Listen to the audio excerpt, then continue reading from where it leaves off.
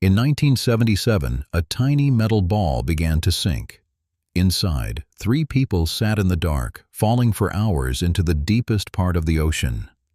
This little submarine was named Alvin. It was their window into a world no one had ever seen. As they went down, the pressure grew. The cold was absolute. For miles, there was only blackness. The scientists inside expected to find nothing at the bottom. They believed the deep sea was a desert, a place of endless, cold mud where nothing could ever live without sunlight.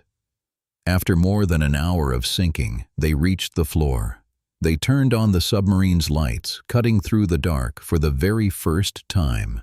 The beams swept across a landscape of rock and silence. They were looking for a dead world. They were completely wrong. The lights suddenly hit something impossible. It was not rock. It was not mud. It was a garden of life. Tall, strange creatures swayed in the current. White crabs crawled everywhere. A whole city of animals was thriving in total darkness, miles below the sun. The source of this strange world was even more mysterious. All around them, tall, dark towers rose from the seafloor. They looked like chimneys from a hidden factory.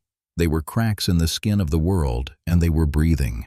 These strange towers were pushing out thick black clouds. It looked like smoke, but it was super hot water, full of chemicals that should have been poison. This hot, dark water shot up into the freezing ocean, creating a weird, shimmering fog. These places were nicknamed black smokers. And here was the deepest secret. The water around them was just above freezing. The water from the vents was hot enough to melt metal. It was a place of impossible extremes. Yet, right at the edge of this danger, life was not just surviving, it was thriving. There were giant tube worms, some as tall as a person. They grew in thick bunches, with white tubes and bright red tips, like flowers that bloomed in the dark. They had no eyes. They had no legs. They simply stood, waving gently in the water. But the real mystery was inside them.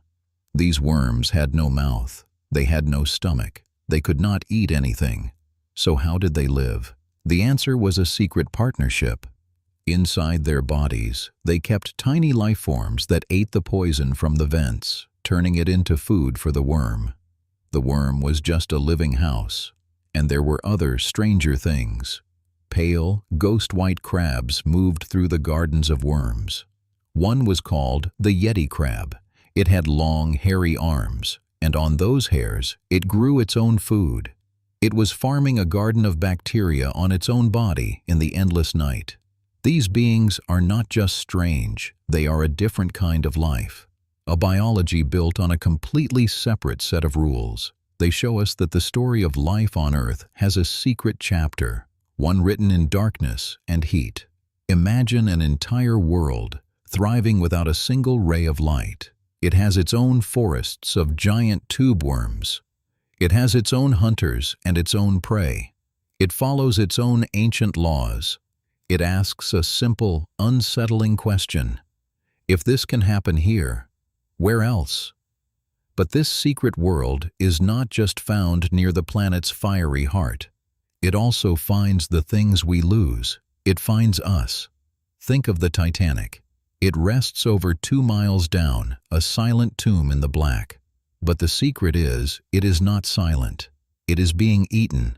Hanging from its steel body are strange, icy shapes. They look like rust, but they are alive. Scientists call them rusticles. These are living colonies of tiny bacteria, all working together. They are slowly, patiently, eating the great ship, piece by piece. This is how a wreck finds new life. First, the wood is consumed. Tiny worms, no bigger than a grain of rice, burrow through the grand decks. They turn ballrooms and cabins into dust. The wood vanishes, feeding a new generation in the abyss. Soon, the wreck is no longer a monument to our world. It becomes an artificial reef, a new home. Deep-sea creatures use its empty hallways for shelter. A human tragedy on the surface becomes a bustling city in the deep. But sometimes, the abyss sends back more than just new life. It sends whispers. For years, powerful microphones heard a voice from the deep, a sound so loud it was picked up across thousands of miles of ocean. Scientists called it the bloop. It was a low, powerful, rumbling sound, and it was much louder than any known animal. For a long time, no one could explain it. It was a voice without a body, a ghost in the machine of the ocean, hinting at something impossibly large, moving in the dark. And all of this leads to one profound secret. For all of human history, we believed one simple thing. All life comes from the sun. The sun's energy feeds the plants. Animals eat the plants. Everything was connected to that star in the sky. It was the one unbreakable rule, except it was wrong. The deep ocean vents showed us the truth. Life needs no sun. It can begin and thrive in total, absolute darkness. It can be powered not by light from above, but by the heat from the center of our own planet. A second Genesis, a second hidden story of life itself. This discovery changed more than just our understanding of Earth. It changed how we look at the stars. For years, we searched for other worlds just like ours. We looked for planets with liquid water and a warm, friendly sun. But the secret from our own deep ocean, it told us we were looking too small. Life could be hiding in the dark oceans of icy moons, far from any star. It could be thriving right now on a world we never thought to check, warmed not by a sun, but by the planet's own inner heat. This leads to an even stranger thought. Think of these deep-sea vents as islands in time. Some may have existed for millions of years, completely cut off from the rest of the world, tiny, separate gardens of life, evolving all on their own. What ancient forms could be trapped there? What secrets are hiding in these isolated pockets of creation? These are not lost cities of gold, they are lost worlds of life, forgotten ecosystems growing in the forever night, holding clues to the very beginning of everything. And all of this comes from the tiny parts of the ocean we have actually seen. But there is a humbling truth we must face, a secret about our own knowledge. It is incredibly, profoundly small. We have mapped less than 20% of our own ocean floor with any real detail. Imagine that. Less than 1/5 of the world beneath the waves has been clearly seen by human eyes or our machines. We have better maps of the surface of Mars. We have better maps of our own moon. We know the face of other worlds better than we know the floor of our own home planet. A strange and unsettling fact. The other 80% is a mystery, a vast, dark continent of unknown mountains, canyons, and plains. A place where anything could be hiding. Entire ecosystems might exist down there, completely unknown to us, living by rules we can't even imagine. So when we ask what happens when life thrives without sunlight, the real answer is, we have only just begun to find out. The deepest secrets are still waiting for us, guarded by the crushing pressure and the endless dark. The deep ocean is a place where time itself seems to slow down. Down here, in the cold and the dark, the past is not gone, it is preserved, it waits. The crushing pressure and the freezing water act like a perfect container, holding moments from history, untouched.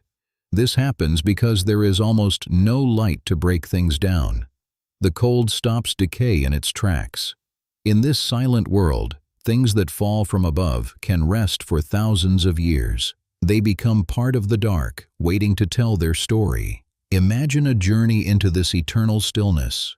You might find the bones of a whale that died 50,000 years ago, lying next to a sunken ship from a forgotten war. But sometimes, explorers find something else, something far older, something that whispers of a time before humans.